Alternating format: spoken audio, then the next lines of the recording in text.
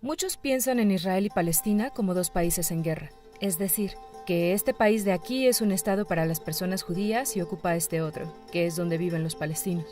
La verdad es que tanto judíos israelíes como palestinos viven a lo largo de todo el territorio, bajo el mando de un solo gobierno y un solo ejército, cuyo principal objetivo es advancing the supremacy and domination of one group of people, Jews. And that is what guides its policies and its practices towards Palestinians. En otras palabras, apartheid.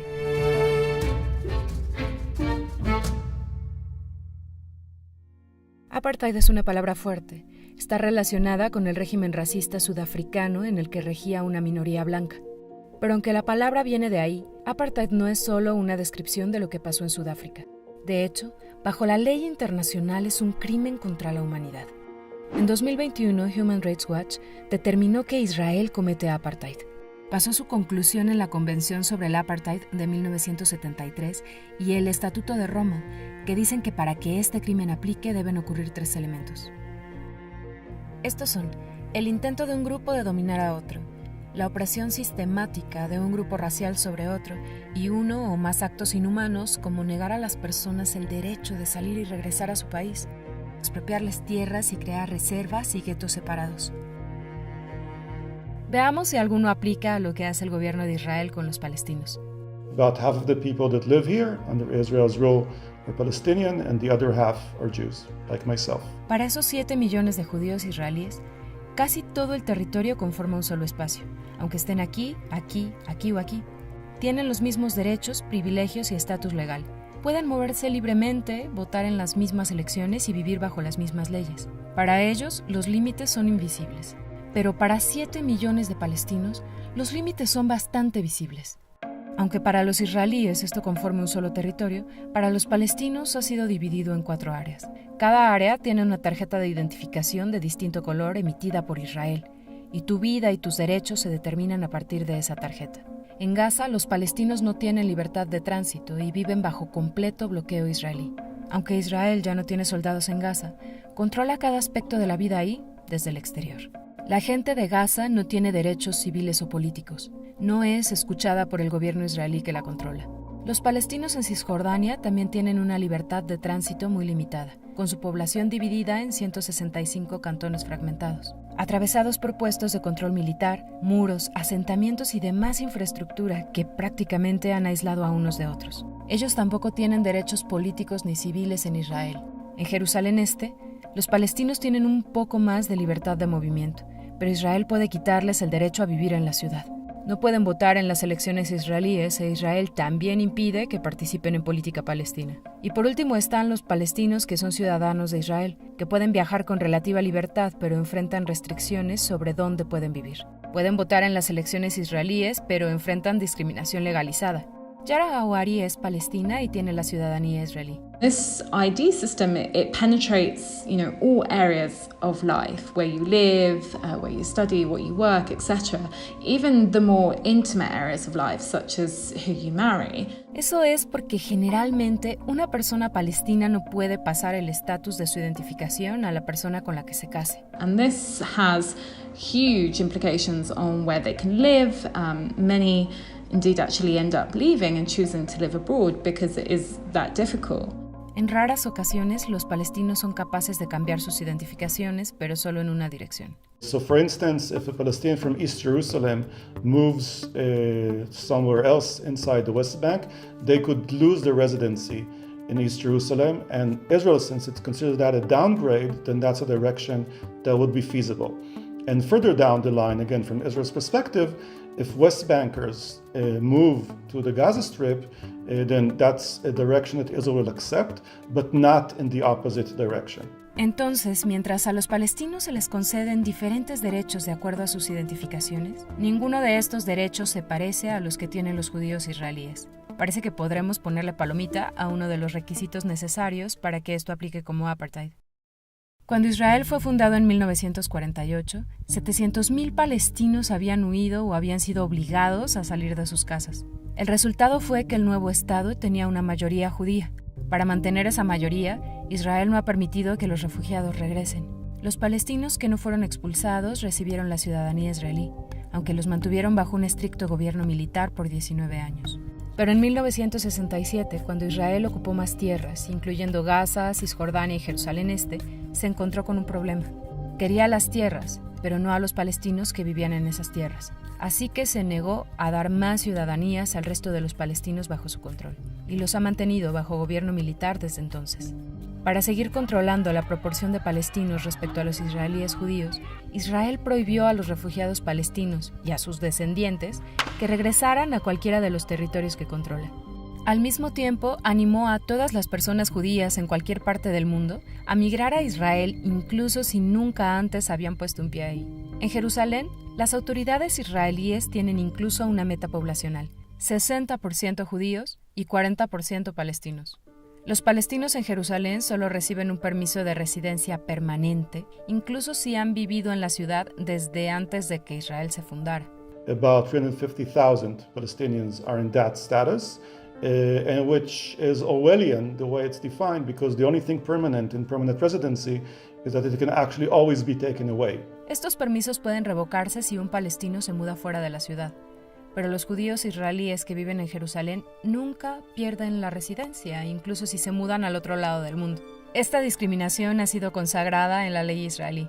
La ley del Estado-Nación de 2018 dice que Israel es el Estado-Nación del pueblo judío y que el derecho a la autodeterminación nacional en el Estado de Israel es exclusivo del pueblo judío. Eso significa que incluso los palestinos con ciudadanía israelí no son considerados iguales a los judíos con ciudadanía israelí. Como dijo el primer ministro de Israel, Benjamín Netanyahu, Israel no es un Estado para todos sus ciudadanos, sino más bien es el Estado-Nación del pueblo judío y solo de él. Así que volvamos a la lista de antes. La ley del Estado Nacional es solo una de las muchas leyes israelíes que discriminan explícitamente a los palestinos. Por ejemplo, existe la Ley de Propiedad de los Ausentes de 1950. Considerando a los refugiados palestinos como ausentes, Israel tomó cientos de miles de kilómetros cuadrados de sus tierras, a pesar de que la razón por la que estaban ausentes era porque Israel no les permitía regresar. Recuerda, negarle a las personas el derecho a regresar a su país está en la lista de actos inhumanos que legalmente constituyen el tercer elemento del apartheid. Hay más políticas israelíes que podrían caer en la categoría de actos inhumanos, especialmente cuando hablamos de territorio. So Israel desires the land, even more so desires empty land or land that it makes empty, and doesn't desire the Palestinians living on that land. And that has resulted in policies in which land is constantly moving in one direction. Land that used to be Palestinian becomes state land, and then that land is allocated for the development of towns and communities for Jewish citizens. Y sí, la expropiación de tierras también constituye un acto inhumano. Así que veamos cómo luce eso desde el terreno. En todo el territorio, las comunidades palestinas están sobrepobladas y rodeadas por comunidades exclusivamente judías. It's the same type of practice of encircling Palestinian communities so that they can't expand, cutting them off from one another. It's a continuous practice that began in 1948 and was expanded to the West Bank in 1967.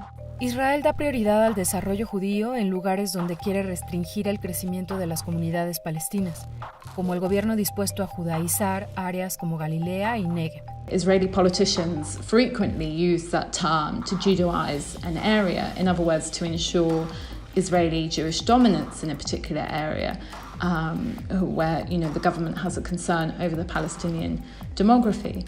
And in any other context, this would be condemned as gross ethnic engineering. It's in its basic laws, which is essentially the Israeli constitution. The land is deemed for the Jewish people, not the Israeli people, but the Jewish people. De hecho, dentro de las fronteras de Israel de 1948, solo el 3% de la tierra está asignada a sus ciudadanos palestinos, mientras que se han construido cientos de nuevas comunidades para sus ciudadanos judíos, muchas sobre las ruinas de pueblos palestinos destruidos. Además, también están los 200 asentamientos judíos ilegales que se han construido en Cisjordania. Al mismo tiempo, miles de viviendas palestinas han sido demolidas o están bajo amenaza de demolición, al haber sido construidas sin permisos porque Israel rechaza la mayoría de solicitudes de construcción palestinas. Mientras tanto, en el desierto de Negev, el gobierno israelí quiere maximizar la tierra disponible para el desarrollo judío. Así que ha tratado de obligar a los ciudadanos palestinos beduinos a vivir en pequeños poblados, demoliendo sus casas y no permitiéndoles conectarse a las redes de agua y energía. Una aldea, Al-Arakif, ha sido demolida más de 180 veces. Now, just across the Green Line, a similar struggle is taking place in the village of Susia, which is in the West Bank, just south of Hebron. And it too has faced a series of mass demolitions by authorities in an attempt to establish Israeli Jewish control over the area. Entonces parece que podemos darle check a otro de los criterios del apartheid. Israel tiene el control total de todo este territorio. Incluso en Gaza y Cisjordania, que tienen una administración palestina autónoma limitada, Israel controla las fronteras, el comercio, los recursos, el agua, la electricidad, el espacio aéreo, el espectro electromagnético, el registro de población y más. Acusar a un gobierno de llevar a cabo un crimen de lesa humanidad como el apartheid no es un asunto sencillo, pero hemos visto cómo el control y la discriminación de Israel sobre los palestinos se ajusta al umbral legal del apartheid. Los propios líderes de Israel sabían que esto estaba sucediendo, aunque no hicieron mucho por detenerlo. The state that you have at the moment is an apartheid state, isn't it? It's not yet apartheid, but it might come on this slippery slope toward apartheid. Sin embargo, ¿cómo podríamos decir que en Israel se practica apartheid cuando, digamos, los ciudadanos palestinos pueden votar? So, as a Palestinian citizen of Israel, I cannot question the fundamental constitution of Israel, which says that the state is for the Jewish people and the Jewish people alone. My citizenship doesn't allow for inclusion in that state, and so therefore participation in Israeli elections or in the Knesset is really nominal and has no potential to change policy. Otro argumento contra la acusación de apartheid es que la ocupación es solo temporal y cuando termine, los palestinos se gobernarán a sí mismos. Normal people don't think that 54 years is temporary. We've passed that line already a very long time ago. And yeah, there's a lot of Israeli propaganda insisting on that worldview of democracy plus temporary occupation. No, it's not a democracy and it's not a temporary occupation.